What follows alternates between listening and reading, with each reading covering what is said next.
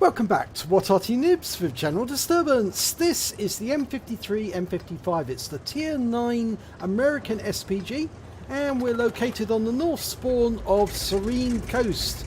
And the name of the commander is Firekitty. And this is an M55 with What Arty Noobs on the side, kindly provided by Sir Rusty NZ, who does all the skins for What Arty Noobs. And this is a very beautiful one, actually. Look at the logo, perfect, absolutely perfect. Well, Firekitty's taking her M55 off to slightly to the east of the cap, and she's now looking at the west side of the map where the mediums are likely to turn up. Now, one of the great things about the M55 is it's got a turret, which means obviously it's got a much wider field of fire than most other Artys, except maybe the M44, which can pivot the gun in its mount. But she's waiting for her first customer to turn up. And there's a couple there she can hit. And this is a Tier 9 game, so we've got a couple of Tier 8 tanks. One of them's a defender, rounds out, and oh, beautifully timed that. 228 hit points from splash alone. It missed the defender by a whisker, but it did get a lot of splash off him. And she's now adjusted her field of fire so she can encompass the maximum area. So she could shoot at that Panther in the south, in the middle, but she can also fire at the tanks that are in the north. She's looking for enemy Arty at the moment. She's expecting the enemy Arty is going to be somewhere around there. We haven't seen any tracer yet.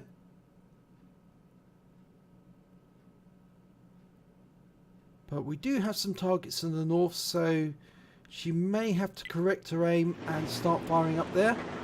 That's better. Okay, going for the defender. Dialing in. Oh, and there's the Lorraine 40T, but he didn't last very long. Looks like we're going to go for the T20 or the defender. Oh, that object 430's got way too close, and we can't shoot because of them.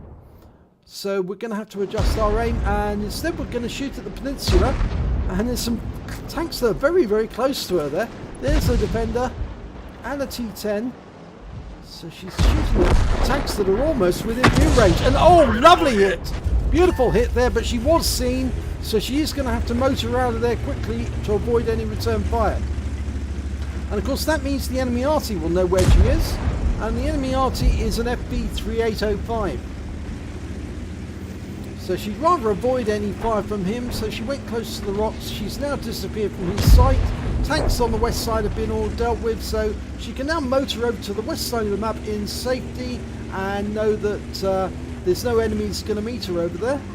And that will enable her to fire back at the cap just in case the enemy tanks that are on the peninsula make it to the mainland again. Now, see this beautiful design again. Actually got something on the barrel. I didn't actually see what it does say. Is it Tiny Tom? Difficult to see from the tag. Tiny Tim. That's it. This is an M55. I know that because that's the big fat barrel of an 8-inch howitzer. And she's dialing in on the defender. She's marked the ground to tell her teammates what she's firing at. And she's going after the defender. Rams out. Oh, it went long. Oh, that's bad RNG. The shell went very long. Now you can notice as she's aiming, she's put the centre dot over the back of the wreck. And as that defender moves forward, you can see that the aim point extends further back.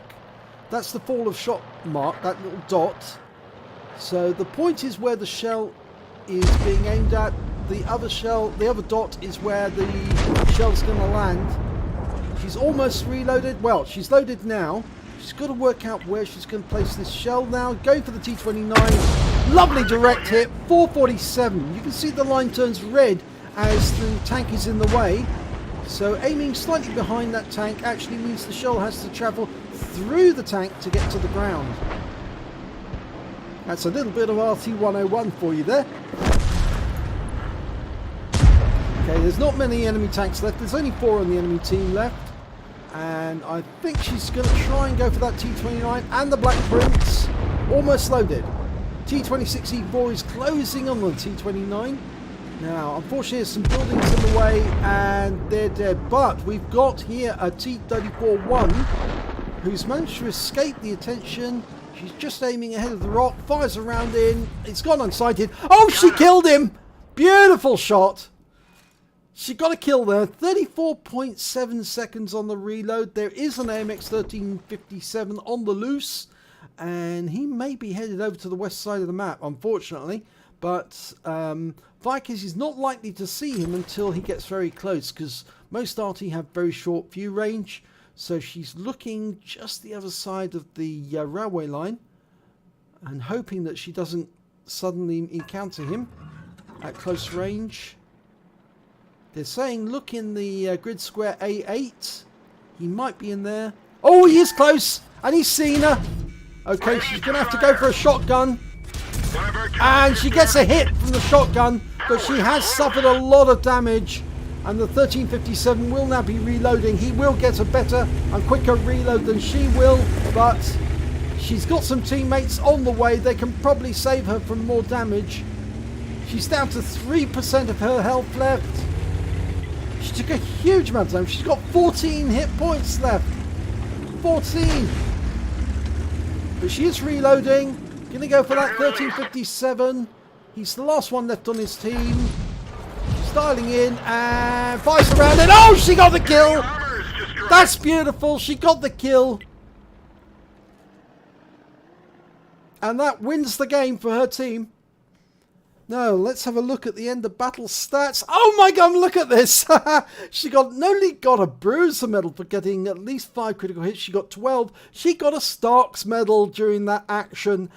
She managed to kill at least 2 enemies. In fact, actually, she killed the AMX 1357 that did so much damage to her. But she actually received at least 2 hits from the enemy. They'll either hit or block, cause damage or blocked by armor. And she survived the battle, having lost at least 2/3 of her hit points in the process. And in fact, actually, firekitty nearly lost all of her hit points. She only had 14 left at the end of that game. So that was amazing to take out that AMX 1357, who must have been scared off, not only by the fact that he had a long reload to get through, but there was also her friendly tanks were approaching and he didn't want to be sitting around whilst they got close. So he scarpered off, which allowed firekitty to reload and then take him out. So beautiful end to that battle. Let's have a look at the end of battle stats on the team score. Well, she didn't get the highest amount of damage. That went to the T44. He managed to get 3,191 hit points. Then we had the Scorpion with 2,817 and the Emil 2 with 2,479. Firekitty came in with 1,711. 1711, and the highest scorer on the enemy team was the AMX 1357 that she took out at the end, so some of that hit points was hers. When it came to kills, it was the Object 430 who managed to get 4 kills, was top scorer. Then Firekitty came in with 2 kills. There was a whole bunch of other tanks also managed to get 2, and there was a couple of tanks on the enemy team managed to get 2 kills. One of which was the AMX 1357. When it came to base XP, it was the Scorpion who got the best. He got 1,021, then the T44 with 1,004, and then that T26E4 Super Pershing managed 909. Firekitty came in with 639, which is sort of like mid-table, but it's still very good considering the highest scorer on the enemy teams, the AMX 1357, and he only managed to get 700 base XP. But Firekitty did very well, really, considering that she didn't fire that many shots, and we'll see that in detail report. She only fired 7 rounds in the entire battle. She did spend a lot of time looking for the enemy Arty in the south, probably more than I would have been comfortable with. I would have wanted to actually fight those tanks on the west side to support my team, because I thought that my tanks would probably come under pressure from the enemy Arty. She got 4 direct hits, 4 penetration and 4 splash. Some of those shots were very well aimed indeed, actually. It's just a pity that one of them actually went well astray and landed in the water behind the enemy tank. She did damage of 1,711 hit points, and 1,468 of that was at more than 300 meters. Obviously, the AMX 1357 was very much closer when she hit him. She received 5 hits from that AMX 1357, and all of them were penetrations. The armor on the M55 is pretty weak actually, and the 1357's got very good penetration. So it was lucky that she survived, because if there had been any more than 5 shots, I think she would have been out the game very, very quickly. She hit 6 of the enemy, killed 2 of them, and she managed to get 224 hit points of stun assistance off 6 stuns. On a premium account, she earned 27,366 credits, and after repair and ammunition resupply, she still had 943 credits profit. And again, she would have had a lot more profit if she'd been able to fire more shots, but the game was over very, very quickly. She had a very good team who were able to get a lot of kills without her assistance. She received 959 XP, and there was no multipliers, so that's all she got. But it's very nice to get a Stark's medal, and these are quite difficult to get hold of, because it means you have to suffer damage from the enemy. And obviously, whenever you do encounter the enemy face to face and you're in an Arty, it can usually end up fatal for the Arty. So well done to surviving that encounter, firekitty, and good for you for getting your own back on the enemy by taking him out of the game and winning it for your team. So if you enjoyed this replay, please give it a like and do subscribe to our channel, and hopefully it'll be your replay that I'll be featuring in the next video.